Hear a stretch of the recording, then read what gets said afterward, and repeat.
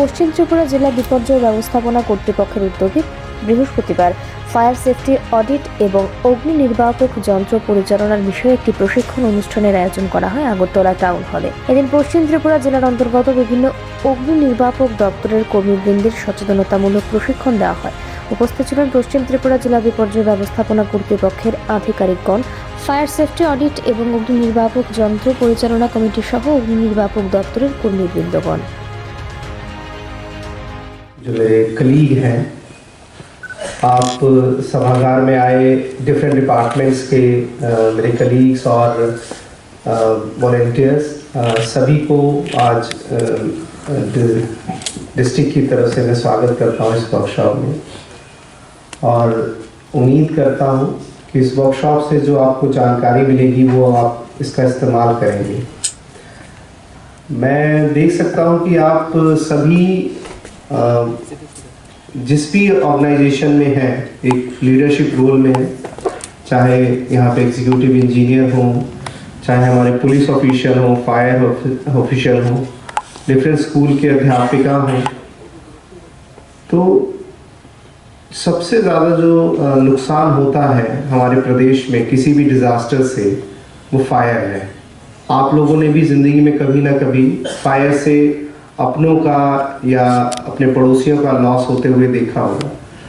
और क्योंकि अब हम लोग एक इंस्टीट्यूशंस के लीडरशिप रोल में हैं, तो लोग हमसे उम्मीद करते हैं कि हम उस डिज़ास्टर में, उस ऐसी सिचुएशन में उनकी सहायता कर सकें, एटलीस्ट जानकारी के थ्रू। हमारा सहयोग बहुत अच्छा मिलता है फायर डिपार्टमेंट की तरफ से। मैं देखता हूँ कि जो रिस्पांस टाइम फायर डिपार्टमेंट का है यहाँ पे, वो भरोसेमंद है।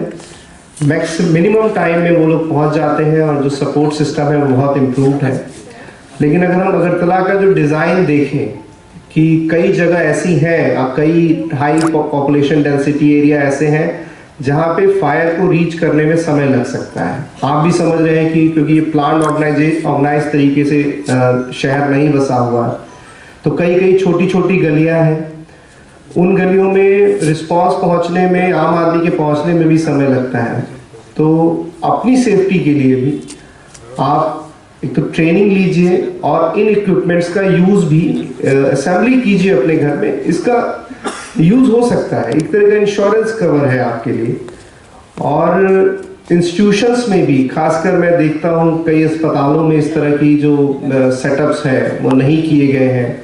कई रेस्टोरेंट्स में, सिनेमा हॉल में जहाँ भी क्लोज डोर है, इवन कई बिल्डिंग्स में देखता हूँ या कई रूम्स देखता हूँ वहाँ पे सिंगल ही डोर है, there is no separate exit और एंट्री। आप अपने घर की बनावट देखेंगे तो पाएंगे कि सभी कमरों में एटलीस्ट 2 डोर होता है ना। मतलब अगर कोई एक डोर ब्लॉक हो जाए तो दूसरे से आप निकल सकते हैं, एटलीस्ट दूसरा डोर बालकनी में खुलता है, ओपन एरियाज में ओपन होता है। तो जब भी आप इस तरह का अपने इंस्टीट्यूशन में डिज़ाइन देखते हैं तो आप जो भी इंजीनियर साहब हैं उनसे रिक्वेस्ट कर सकते हैं। और ये 1500-1600 का ये इक्विपमेंट आता है जो सबसे हैंडलिंग करने में आसान है। इसको आप अपने इंस्टीट्यूशंस में रख सकते हैं, ये ज़रूरत पड़ने पे काम आता है। कई जगहों पे पानी की अवेलेबिलिटी या रेत की अवेलेबिलिटी नहीं होती है, तो ये छोटा सा कॉम्पैक्ट सा इंस्ट्रूमेंट आपकी बहुत हेल्प कर सकता है। उस समय आप इधर उधर भाग के सामान लेंगे तो उसमें ये आपका सपोर्ट कर सकता है। मैं उम्मीद करता हूँ कि जो वर्कशॉप आज यहाँ पे होगी, आप फ्यूचर में उसका इस्तेमाल करेंगे और जिस इंस्टीट्यूशन में भी आप हैं एक लीडरशिप रोल प्ले करेंगे डिज़ास्टर रिलीफ, मिटिगेशन और रिस्पॉन्स के लिए।